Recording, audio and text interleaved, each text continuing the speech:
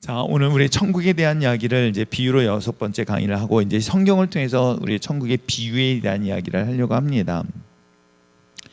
아마 천국에 대한 것은 제가 왜 성경책을 이렇게 잘 보이나 그랬더니 돋보기를 쓰고 나왔어요. 돋보기 쓰면 특징은 뭐냐면 여러분이 안 보인다는 거예요. 그래서 옛날 우리 어머니가 되게 매력적으로 보였던 것이 돋보기거든요. 눈을 이렇게 위로 쳐다보는 게 내가 그렇게 하고 있습니다만 되게 귀엽죠? 무슨 뜻인지 알았어요? 귀엽다고 얘기했어요. 귀가 없다고. 자, 우리 지난 시간에서 또 살펴보고 있는 것 중에서 예수님에 대한 이야기를 요한복음을 통해서 보았죠. 그리고 예수님을 통해서 거듭남에 대했을 때 니고데모와 예수님의 대화를 기억할 것입니다. 거듭났을 때, 거듭난다는 것은 곧 하나님을 본 것이고 하나님의 나라를 갈 수 있다라고 했어요. 하나님을 봤다, 하나님을 나라에 갔다. 이거는 하나님의 나라, 이건 천국을 의미하겠죠. 그죠? 이거는 같은 단어이고 같은 의미입니다. 다른 게 아니에요. 그러니까 예수 믿고 어딜 간다? 구원받는다. 하나님의 나라 간다. 같은 의미로 이해하시면 되겠죠. 마찬가지입니다. 니고데모가 있어서 천국에 대한 이야기를 했을 때 예수님을 본 것, 예수님이 행했던 것을 본 것을 통해서 하나님의 나라를 보았던 이야기를 하고 있는데, 이 천국에 대하여 하나님의 나라에 대해서 놀랍게도 성경은 뭐라고 얘기하고 있냐면 비유로 이야기를 하고 있어요. 그러니까 우리가 천국, 하나님의 나라, 그 하나님의 나라가 과연 내가 거듭났을 때 내 삶에서 어떻게 일어날까? 여러분, 예수 믿으면서도 아무런 일이 일어나지 않는다면 그게 기적이죠.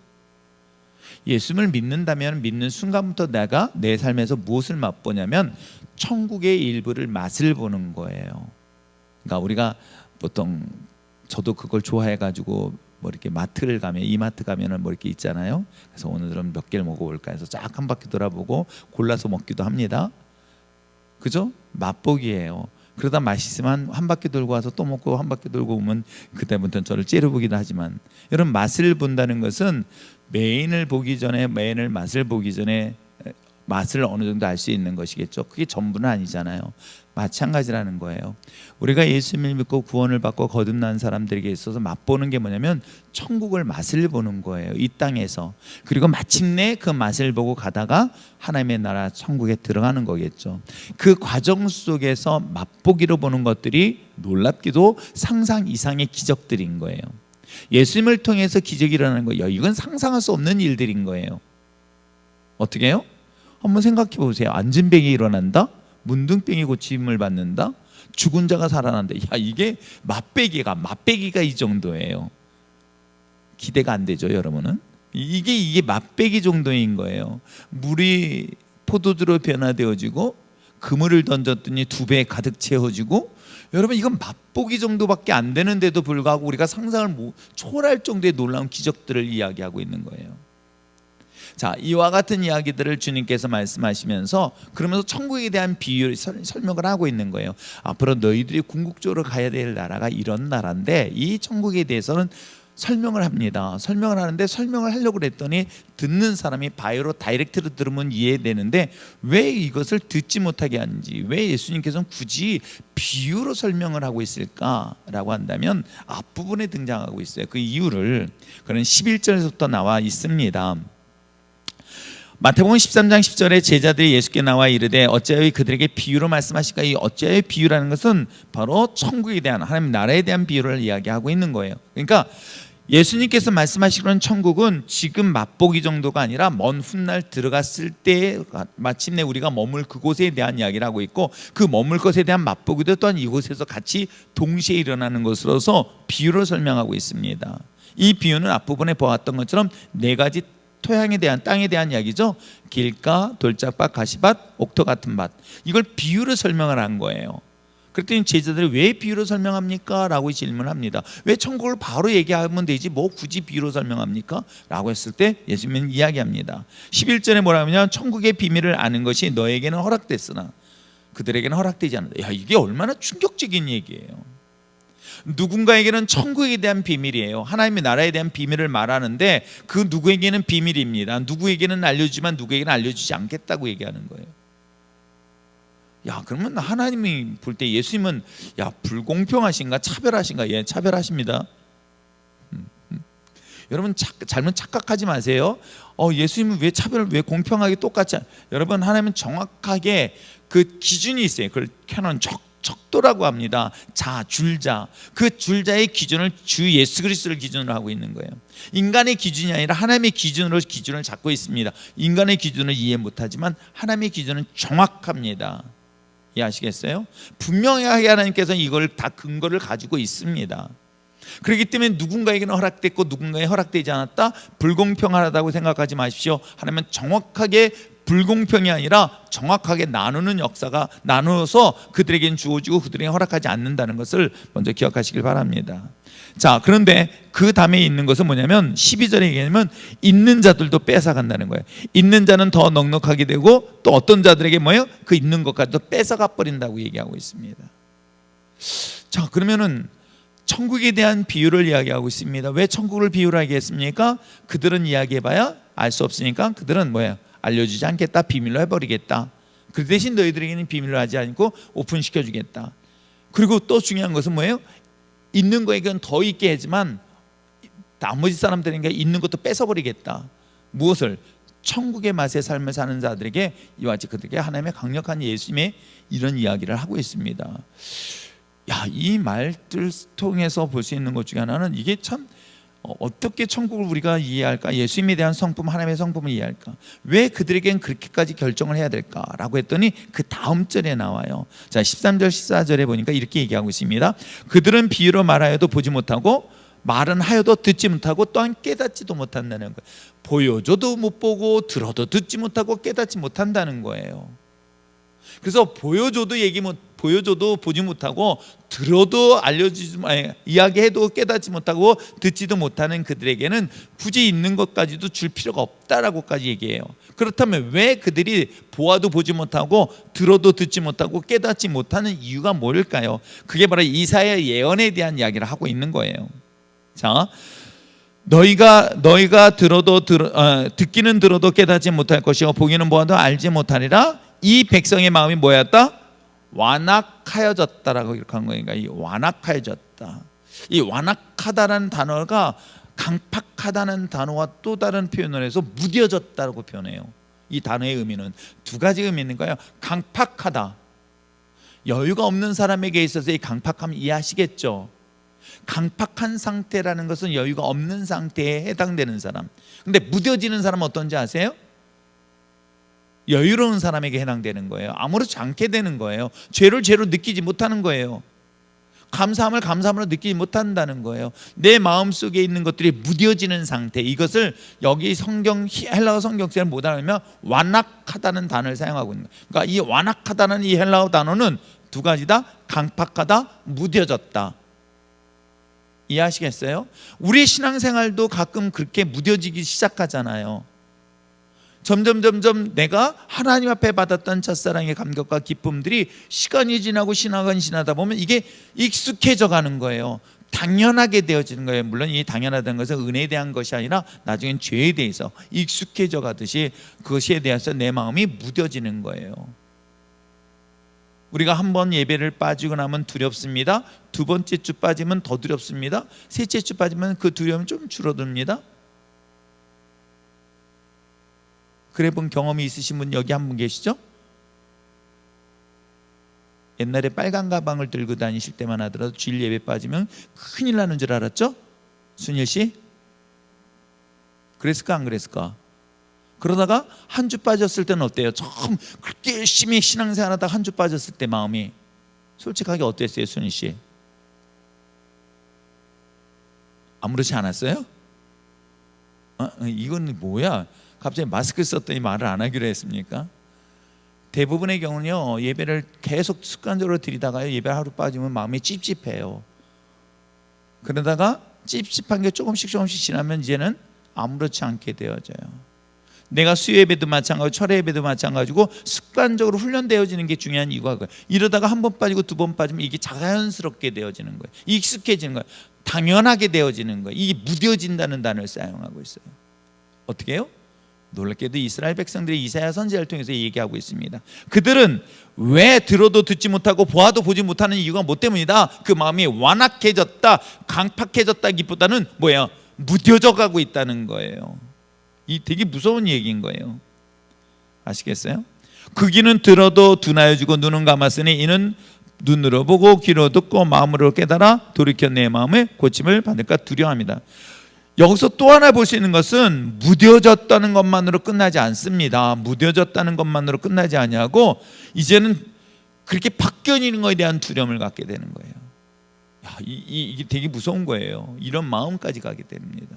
그렇기 때문에 그들은 이미 마음이 화인 맞은 것처럼 강팍해지고 완악해져서 더 이상 하나님의 말씀을 들어도 보지 못하고 듣지 못하고 깨닫지 못한다고 이야기를 하고 있는 거예요. 그러한 마음의 상태에 대하여 비유로 설명을 했었던 것이고, 그 비유가 뭐예요? 길가와 같은 심령일 수도 있습니다.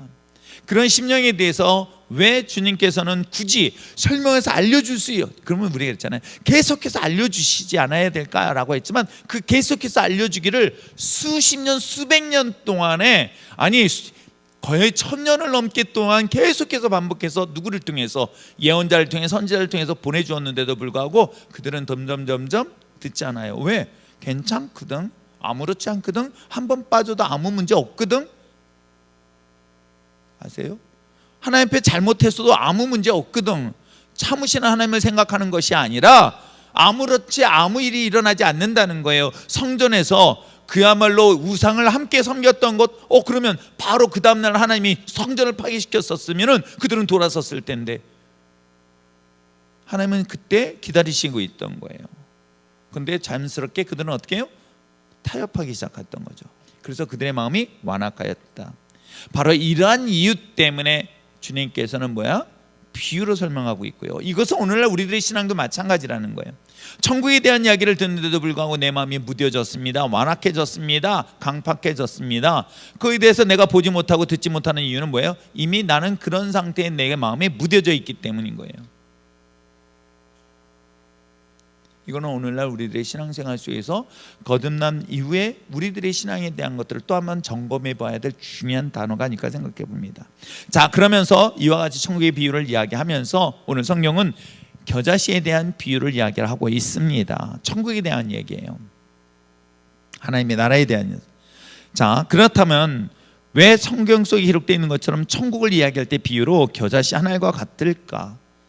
겨자씨, 아마 그것은 가장 많은 것들 중에서 가장 작은 존재임에 틀림없을 거예요. 왜 천국은 겨자씨와 같다라고 했었을 때, 겨자씨, 그 가장 티끌같이 작은 것, 보잘것없는 것, 어찌 보면 내가 소유한 것 중에서 가장 작다고 생각하는 이 부분, 근데 그걸 왜 천국하고 비교를 할까? 우리가 생각할 때 천국은 위대한 것이고 놀라운 것이고 정말 우리가 상상하지 못할 정도로 엄청난 것과 비유해야 되는데, 왜 그 천국은 왜 우리에게 겨자씨로 비유를 하고 있을까요? 그러면 하나님의 나라가 정말 겨자씨 같을까요? 그렇지 않다는 거예요. 이 겨자씨는 누구를 대상으로 얘기하냐면 우리를 대상으로 얘기하는 거예요. 그래서 우리가 잘 알고 있는 것처럼 어떤 믿음만 있어도, 겨자씨만한 믿음을 가지고 있어도 이 산을 들어 바다에 던진다라고 표현하고 있는 거예요. 그렇다면 우리 자신에게 있는 거예요. 우리가 가지고 있는 기준인 거예요. 작은 것, 그 작은 믿음 하나 있어도 얼마든지 하나님의 기적과 능력을 나타낼 수 있는데, 결론적으로 보면 우리는 그런 믿음조차도 없는 연약한 존재라는 사실들을 또한 지적하고 있는 거예요. 여러분, 하나님의 나라, 하나님이라는 나라의 천국이라는 것은 여러분 큰 것부터 시작하지 않습니다. 가장 작은 것으로부터 출발하고 있는 거예요. 하나님의 나라를 비유로 얘기했다. 하나님은 천국은 결국 겨자씨라는 것은 작은 것으로부터 출발하고 있는 것인데, 과연 우리 인생에서 가장 작은 것이 무엇인가를 생각해 보세요. 아마 그것은 이스라엘 역사가 그 사실을 증명해 보이고 있습니다. 막상 이스라엘 백성들이 하나님을 섬기다가 국가적 위기를 만납니다. 바벨론 아니면 애굽 주변의 강대국들이 자신의 나라에 공격에 들어왔었을 때에 위태로움을 경험합니다. 위기를 만나게 됩니다. 그때 그들이 뭘 선택했는지 아십니까? 하나님을 선택하신 것이 아니라 그야말로 바벨론에 쫓아가서 너희들이 섬기고 있는 신을 우리가 모시겠다라고 선택했던 것들이 바로 이스라엘 역사인 거예요. 그러면 여러분 생각해 보세요. 둘 중에 하나를 선택할 때 큰 걸 선택할까요? 작은 걸 선택할까요? 사실은 큰 걸 선택하는 것이 일반적인 거예요. 그런데 하나님의 나라는 너희들 기준으로 볼 때는 이 작은 것이다 라고 얘기하는 거예요. 이것을 우리가 중요하게, 정말 중요하게 보셔야 될 내용 아닐까 생각해 봅니다. 하나님의 나라는 큰 것부터 출발하지 않습니다. 아주 지극히 작은 것, 가볍게 여길 수 있고 쉽게 여길 수 있고 하찮게 생각할 수 있는 것, 여러분 이것이 결코 하찮지 않다는 것 또한 잊지 마시길 바랍니다. 이게 뭘까요? 하찮다라고 생각하는 것, 바로 그것이 하나님과 관계된 일이에요. 그것이 예배일 수도 있습니다. 여러분 맡은 직분도 그 중에 하나일 것입니다. 하나님의 주신 사명도 그 중에 하나일 것입니다. 왜요? 여러분의 삶 속에서 가장 큰 것 중에 하나는 내 삶이 우선이다 보니까 하나님의 일은 뒷전으로 밀려놓을 수밖에 없는 것이죠. 왜? 제가 여러분들에게 학생들한테 공부하는 방법, 사업하는 사람들한테 제일 먼저 하는 방법, 여러분 인생도 다 마찬가지인 거예요. 먼저 공부하기 전에 제가 애들한테 이렇게 얘기를 하고 가르쳤어요. 뭐예요? 성경부터 읽고 공부해라. 남은 시간 하지 말고 성경부터 읽고 공부하라고. 이게 먼저인 거예요. 이게 먼저이기 때문에, 중요하기 때문에 먼저 하는 거예요. 여러분의 인생도 마찬가지인 거예요. 하나님의 말씀이 먼저인데도 불구하고 그건 나중에 한다는 거예요. 시간 남으면 한다는 거예요. 그걸 제가 깨닫고 난 다음에 참 적용했던 것들을 돌아보면 참 감사했던, 그때는 숙제 때문이었는데 돌아보니까 그게 먼저 선택할 수밖에 없었던 건 뭐예요? 눈 뜨고 정신없이 아침에 출근 준비해가지고 버스에서 딱 타는 순간에 제가 본 게 성경이었으니까요. 그 시간에 성경을 읽지 않으면 내가 숙제를 할 방법이 없어요. 직장 생활을 해야 되죠. 등등 스케줄이 바쁜 상황에서 하루에 장수로 20장을 읽어야 된다는 것은 결코 40페이지에 40페이지. 그럼 그걸 또 소리내서 읽어야 된단 말이에요. 그러니까 그걸 순종하는 수 있는 것 중에서 숙제를 할 수 있는 방법 중에 하나는 내가 제일 먼저 아침에 출근하면서 제일 먼저 했던 게 바로 성경이었던 거예요.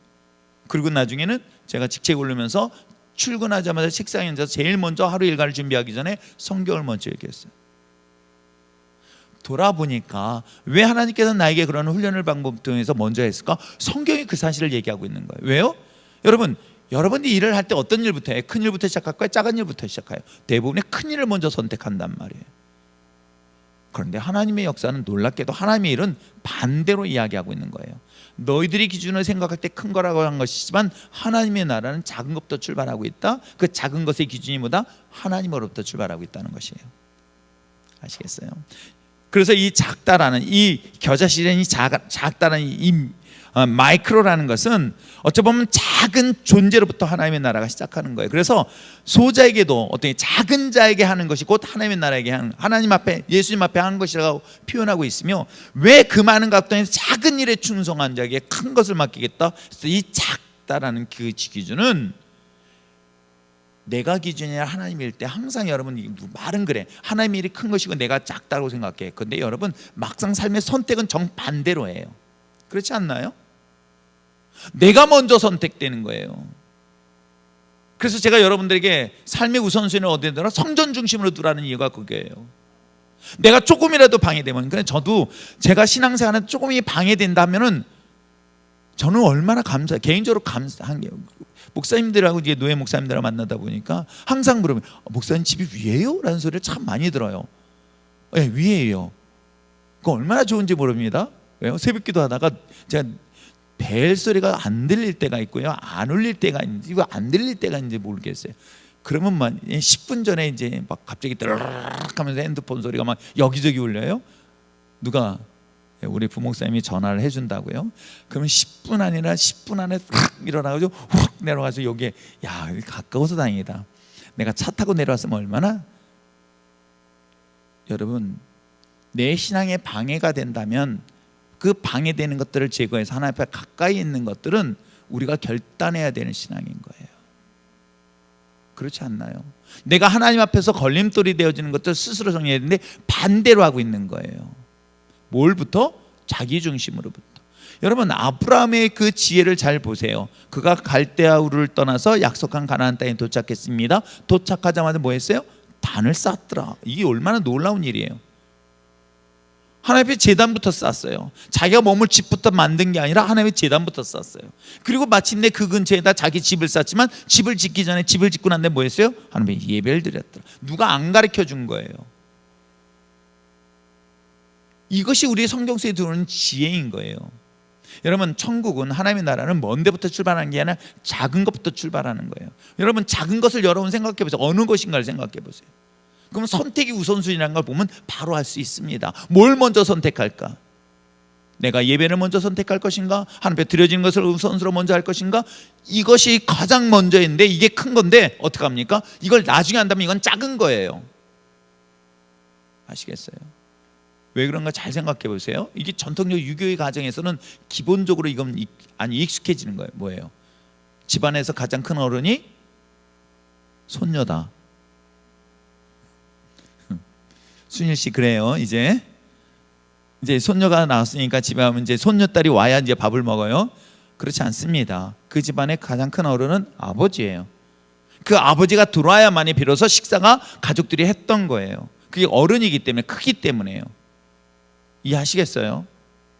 그러면 반대로 이게 가장 큰 어른이고 막내가 되는 건 어리기 때문에 나중에 준단 말이에요. 하나님 앞에 예배 드릴 때 똑같은 거예요. 왜 이걸 모를까요? 이걸 모른다? 아니, 그건 삶에서 그렇게 나타나는 거예요. 왜? 무뎌져서 그걸 모르는 것뿐이지. 그래서 오늘 성경 속에 기록된 것처럼 하나님의 나라, 천국은 바로 작은 겨자씨 같다라고 이야기하고 있는데, 그래서 작은 것에도 감사하는 사람은 그에게 큰 것에도 감사합니다. 작은 것에 충성할 수 있는 사람은 더 큰 것에도 충성을 하게 되어 있습니다.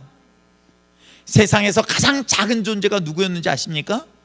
바로 예수 그리스도였던 거예요. 그러기에 예수님의 십자가의 못을 박으러 그 많은 사람들이 외쳤던 거예요. 여러분, 맡긴 직분, 사명, 이건 너무나 중요한 거라면 저는 이 목숨 걸고 이 사명을 지킬 수 있을 것 같아요. 자, 천국은 뭐와? 겨자씨와 같다. 작은 것으로 출발한다. 근데 어디에 심었어요? 성경 속에 잘 보세요. 성경 속에 31절에 보니까 비유로 말한다. 천국은 뭐예요? 마치 어디에다? 자기 밭에다 갖다 심은 씨앗이에요. 자기 밭은 어떨까? 여러분, 농사를 지는 사람들에게서의 농경 문화에서의 밭은 너무나 중요한 것이라면 굳이 설명하지 않을 거예요. 식당하는 사람에게 있어서 가장 중요한 자기의 생명의 근거지가 될 수 있는 곳이 어디예요? 식당이에요. 목사인 사람에게는 가장 중요한 생명을 유지시킬 수 있는 근거지가 어디예요? 당연히 교회죠. 여러분이 가장 중요한 자신의 밭과 같은 존재들, 그게 어디인가를 잘 생각해 보세요. 그곳에 뭐예요? 뭘 심는다는 거예요? 하나님의 나라의 겨자씨를 심는다는 거 얘기하는 거예요. 교회에다 심는 게 아니라 여러분 삶의 영역에다 하나님의 나라를 심기 시작하라는 거예요. 이건 분명히 성경을 우리에게 이야기하고 있어요. 마치 이 자기 밭이라는 것은 결국 자신의 생명의 뿌리와 같은 것으로서 삶의 가장 중요한 곳이에요. 여러분 인생인 거예요. 여러분 자신의 삶인 거예요. 그 자신의 삶에 하나님의 나라가 심어져야 돼요. 여러분의 가정이 그렇고 교회가 그래야 한 것입니다. 여러분의 사업장도 마찬가지인 거예요. 사업장이 우선순위만 하면 이거 사업장 망하는 게 이상한 거예요. 저 있잖아요. 저는 경영의 원리를 본다면 얼마든지 사업은 성공할 수 있다. 확실해요. 저는 망하는 게 기적이다. 그래서 내가 한영미 자매한테 맨날 잔소리하고 있는 게 뭔지 알아? 뭐 얘기했지? 크게 얘기해봐. 읽고 있어요? 내가 다 알고 있거든. 그러니까 여러분, 첫 출근하고 첫 시작하기 전에 말씀 읽고 기도부터 시작하라고 하는 얘기가 여기에 있는 거예요. 되게 간단해요. 왜 그렇게 어려운지 잘 모르겠어요. 그냥 말씀대로 해보세요. 역사는 하나님이, 저는 이렇게 얘기해놓고 책임집니다. 왜? 하나님이 책임지실 걸 전 믿으니까요. 아시겠어요? 자신의 인생 속에 자신의 가장 소중한 그곳에다가 하나님의 작은 씨앗인가, 이것들에 대해서 어떻게 보면은 이 비유, 그러니까 자기 밭에서 심는 그 하나님의 나라, 그것이 여러분의 삶 속에 구체적으로 임한다면 그 속에서 하나님의 역사는 당연히 일어날, 이건 뭐 굳이 말하지 않아도 일어납니다. 요즘 제가 상추를 심었잖아요. 제가 매일같이 이렇게 봅니다. 왜 이렇게 힘이 되게 없어? 집에 그 아파트에 심을 때도 다 그런가요? 아파트에 보니까 어떤 건 막 올라온 것 같은데 아닌가? 나는 막 그 사람들한테 막 상상을 했어요. 왜냐면 뭐 옥상에도 그렇고 양평에도 보니까 상추 심은 게 막 일주일마다 보잖아요. 그럼 막 일주일마다 확 올라와 있으니까 이걸 그냥 불이 나게 뜯어내야 되거든요. 그러니까 그 상상을 하면서 여기도 심어봤어요. 제가 평소에 좋아하는 아사기 상추. 아니 아사기가 아니라 뭐라 그랬죠? 로메이? 네, 상추.